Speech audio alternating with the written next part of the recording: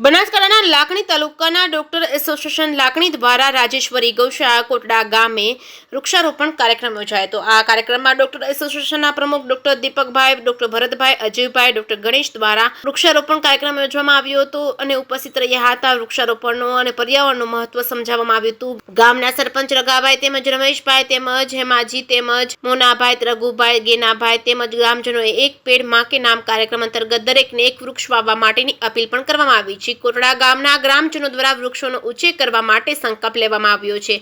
અલગ અલગ પ્રકારના કુલ 200 જેટલા રોપાનું વૃક્ષારોપણ કરવામાં આવ્યું છે। ગામ લોકો દ્વારા ચા નાસ્તાની પણ વ્યવસ્થા કરવામાં આવી છે।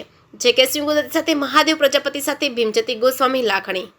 આજે આપણે લાખણી તાલુકા ડોક્ટર એસોસિએશન વતી જે એક ઝાડ ગૌ માતા કે નામ વૃક્ષારોપણનો કાર્યક્રમ રાખ્યો અને જે ડૉક્ટરોએ એમની સહાનુભૂતિથી આપણને યોગદાન કર્યો અને એમનો સમય કિંમતી ફાળવીને આપણા સુધી આવ્યા, એટલા માટે હું બધા ડૉક્ટરોનો રાજેશ્વર ગૌશાળા ટ્રસ્ટ વતી હાર્દિક સ્વાગત કરું છું।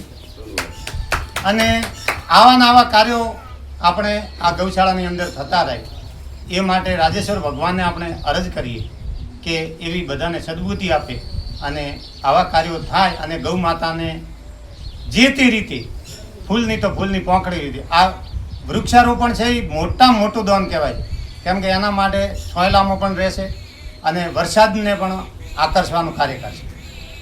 અને બીજું જે આ ગૌશાળા ચાલે છે એ પૂરું તો ભગવાન જ કરે છે, પણ ગામ લોકોને ખૂબ સાથ સહકારથી આ ગૌશાળા ચાલી રહી છે, એટલે એમનો ગામ લોકોને પણ હું ખૂબ દિલથી સ્વાગત કરું છું। અને જય આવું કરો છો